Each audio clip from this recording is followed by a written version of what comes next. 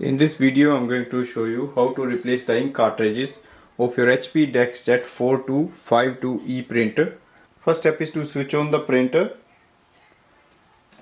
Open the paper output tray.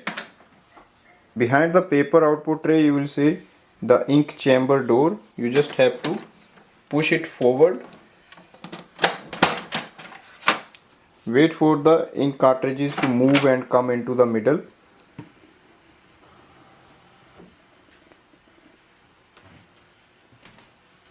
To remove the ink cartridges, press the ink cartridge down and then take it out. Press it down with your finger and then take it out. Take your new ink cartridge. You can use ink cartridge 67 XL. Install black and color one by one. So color goes to that side. Place it and push it with your finger. Hold the printer with the other hand. You will hear a lock sound and then close this door.